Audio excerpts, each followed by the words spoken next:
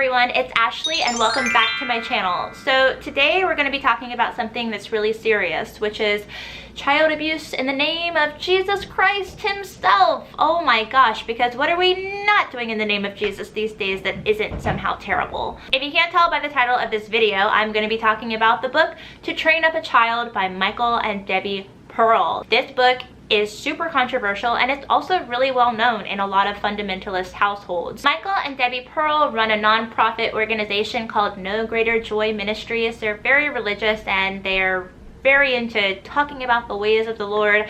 I took it upon myself to look at their No Greater Joy Ministries website. I came across their blog, which had some really interesting blog posts. The first blog I saw on their website was called Abusive Husband, in which Debbie tells a young woman to not leave her abusive husband because God hates divorce. Cool, great, stay with an abusive husband because of God. Some other interesting titles on their blog are My Sissy Sensitive Son, Why I Don't Have Fat Children, and Shoshana, one of the daughters of Michael and Debbie Pearl, wrote her own blog called Yes, I'm Normal. Okay, sure, Jan. The title of the book To Train Up a Child is based off of a biblical passage that says, train up a child in the ways that he should go, and when he gets older, he will not depart from it. If you haven't guessed it by now, this book is controversial. Why? Because it promotes child abuse, and it's been linked to the deaths of 3 children. The DA who prosecuted one of the deaths of these children investigated Michael Pearl's book, and he himself said that this book is evil. This book is basically a guide on how to break your child's will, how to get them to blindly obey you no matter what, and how to abuse your child in the name of the Lord. If you think I'm being dramatic, I have a surprise for you. We're going to read the free sample that's available on Amazon.com and go through this together. We should try to see things for ourselves if we can. How bad can this book really be? Now, I'm only going to read the free sample that's on Amazon. I don't want to give these any money, so here we go. Thank you, Amazon, for your free samples. All right, so let's go to Amazon.com and let's look up To Train Up a Child. All right, here we go. Cute little kid. Here we go. Let's just get into this. I did not consider myself to be an author. Well, you know what, Michael? That's maybe the only thing you and I can agree on right there. I still don't consider you to be an author here. I'm teaching a new generation of boys and girls how to fish and throw knives. Throw knives? Well, I mean, at least he's being gender neutral. He said boys and girls, so, you know. When it comes to building your Christian army, all genders can throw knives in order to overtake the secular world. Okay. And I guess, well, okay, never mind. I take that back. Deb is teaching the girls how to cook and garden. Okay, well, cool. All right, so enough of this. I really don't care about who you are. I don't care about why you wrote the book. Let's get into the actual content here. Obedience training for your dog. I mean, your child. Okay, cool. Okay, I was just joking when I said that, but now he's literally comparing dogs to children, so okay. Training must be proactive. If you wait until your dog is displaying unacceptable behavior before you rebuke or kick, training a dog doesn't require kicking, just like how raising a child doesn't require beating them. When headstrong young men join the military, the first thing they are taught is to stand still. The many hours of close order drill are designed to teach and reinforce submission of the will. Their will is not broken, but their willfulness is. No, that means their will is broken, my friend. So here we have another example of how children are animals. This time a horse. Okay, all right. The first thing you train a horse to do is to stand still and submit to being caught and handled. That is terrible advice. Here you go. Here, child, submit to abuse. If a stranger comes and grabs you, submit. He's an adult. You're a kid. Jesus wants us to beat you. All right. Again, their will is not broken. Yes, it is. He's saying it's not broken, but they're completely submissive now. Oh, okay, I get it. The will hasn't been broken. It's been eliminated altogether. There you go. When my children were able to crawl, in the case of one, roll, okay, around the room, I set up training sessions. Okay, can you imagine this man taking your baby for a training session? I want to cry. Let's see what happens in these training sessions here. Basically, in this paragraph here, he's talking about take your baby and put something that you know your baby would want to grab within their reach. And when the baby obviously goes for it, say no. And then when the baby keeps going for it, hit him. Hit the baby. That's where it is, right here. I'm gonna show you, I'm gonna put it right here. Switch their hand once and simultaneously say no. Remember, in this exercise, you are not disciplining, you are training. One little spat with a switch, one spat with a little switch. Pencil, wooden spoon, rubber spatula is enough. He's talking about intentionally setting up situations for him to hit the baby. Oh, baby likes this shiny object. I'm gonna tempt the baby with this object, and when the baby goes for the object, I'm gonna hit him. Yeah. Okay. Wait, I'm sorry. I just remembered he's talking about hitting a baby that can't even walk yet. He's talking about hitting a baby that cannot walk. Just crawl. That's all they can do. It may take several times of hitting your baby, but if you are consistent in hitting your baby, I just want to keep saying that for emphasis, they will learn to consistently obey commands even in your absence. Yes, because blindly following orders from people that are bigger than them is what's really important here. All right, let's see. Plant your tree in the midst of the garden. When God wanted to train his first two children to obey, okay, well, we know how well that worked out. He placed a forbidden object within their reach. The forbidden tree was not inherently dangerous. What are you talking about? You mean the tree wasn't even dangerous? It was some sort of a setup? This forbidden tree was somehow not dangerous, but as punishment for touching it, God decided to unleash all the sin in the world and kick his children out of paradise and make life crazy and punish us all? God sounds like he might need a therapist, because that's so messed up. Like, maybe Buddha and God can get together and Buddha can teach God how to meditate and chill a little bit. Not have his ego tied up in the obedience of his children. Maybe? I don't know. Is that crazy? Not as crazy as believing the Bible, literally. That's for certain. Just as God did in the garden, set up training situations. Yes, because the Garden of Eden was a boot camp.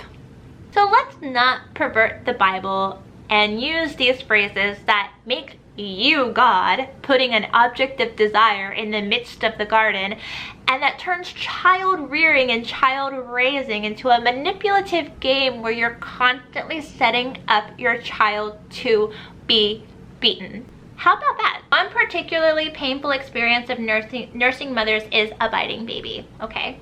When the baby bites, pull his hair. Aren't babies' heads super fragile though when they're newborns, when they're babies? Like, they have, the skulls aren't even fully formed. Like, they have a soft spot that you need to be super careful of, and you're telling me that when the baby bites you, pull his hair? Pull your baby's hair. Okay. He's reminding us, this is not discipline, it's obedience training. Come when I call you. One military father tells of his training sessions with each new toddler. He designates an evening for booty camp, which is a boot camp for toddlers. I want to throw up. Why are you putting such a cutesy name on a manipulative tactic and devices to hurt your child? It's really disgusting. He allows a 10-month-old child to become deeply interested in a toy or some delightful object. From across the room or just inside another room, the father calls the child.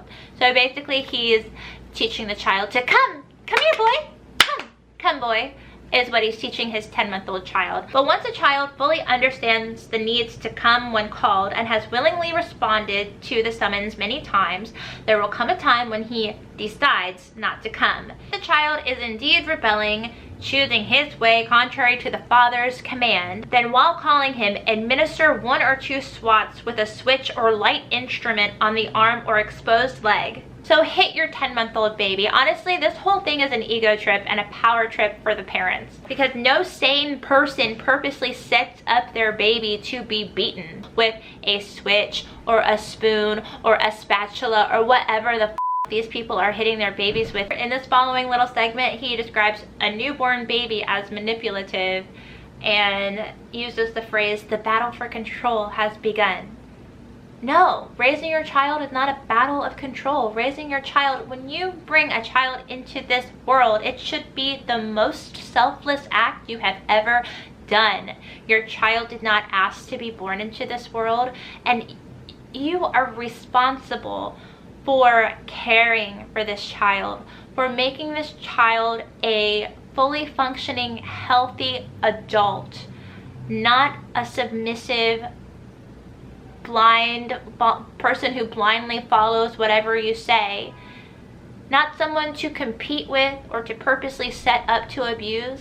No, you're supposed to help your child love who they are and to make decisions for themselves and guide them in the way that they should live in terms of being a good person, by giving them emotional regulation skills, coping skills, teaching them empathy and sharing and understanding, but also giving them critical thinking skills, also giving them a healthy amount of self-esteem so that they're not just trampled on or hurt or taken advantage of, just giving them critical thinking skills, also giving them practical skills like teaching them how to do dishes and laundry and time management, things that are appropriate based on their age. Having a child is not a battle of wills. It is bigger than that, and the fact that this man is writing this way just shows me how big his ego is and how little his brain also is at the same time. Like his soul needs saving. So the next little bit here on the free Amazon.com sample is steps to obedience. Again, I mean, this is all just really repeating itself, and we're still only talking about babies. We're not talking about punishment for older children who do actively defy, or who, as Michael would consider, being a child that knows better. We're still talking about 10-month-old babies. This is talking about their daughter Shalom and how she developed mobility early. So at the age of 5 months, I'm gonna put a picture of a 5-month-old baby here so you can just really picture the scene. Okay, we attempted to train her not to climb the stairs by coordinating the voice command of no with little spats on her bare legs. The switch was a 12-inch long, 1/8 inch diameter sprig from a willow tree. I'm gonna cry. I'm not kidding. I'm really gonna cry. The whole thing here too is they're saying this isn't spanking, it's training. No, it's hitting your child. And then saying the use of the little switch was conditioning, as when a horse trainer pops a whip behind a horse and swings a rope to solicit a response. Keep in mind, I was not actually spanking a 5-month-old. What were you doing then? You took a 12-inch stick to your baby, idiot. All right, so we're almost near the end of the free sample here. Training the ornery Amish boy. One cold winter day, as I sat talking with a local Amish fellow, a typical child training session developed. So basically in this little section here, the Amish father is holding his 12-month-old son, and the baby wants to get down. And the baby sees his mother and starts trying to reach for his mom. But instead of just letting the baby go see his mother and get down and play, he decides that he's just gonna say no because he just feels like it and wants to have an excuse to beat his baby into submission instead of just letting the baby see his mom. Well, at this point, I became highly interested in the proceedings. Yeah, I can totally see Michael sitting there watching this guy hold his baby, watching as the baby is getting more and more defiant, and Michael is just sitting there like, I'm highly interested. How are you gonna beat your kid now? They mentioned too the mother was ignoring her need to be needed because she knew that this was for a greater cause. No, she was ignoring her child being abused. So she's just as bad as the father, in my opinion. These people are so messed up. Why is a baby who wants to see their mother considered a criminal? Like, let the baby see his mom. No, you just like saying no. You just like denying your child this need because you know this is an opportunity for you to feel like a bigger, more powerful person. This is an opportunity for you to bully your child into submission. This is an opportunity to exert your own will because you've spent your entire life being controlled by the church and other people, and now that you have children, well, you get to be in control for once, and you abuse the crap out of it. You purposely are saying no to your baby getting down and seeing his mother, not because there's a valid reason. It's because you want to, and you like the fight, you like the argument, and you like hitting your child. There, I said it. They like hitting their kids. That's in my opinion, that is exactly what this is. One was going to submit to the other. That sounds like a healthy relationship. You know, there's no compromise, there's no reasoning, there's no ration. It's just a force of wills. That's all. That's all a relationship can be. During the following 45 minutes, as we continued to talk, the child shifted his legs 15 times and received a swat to the leg each time.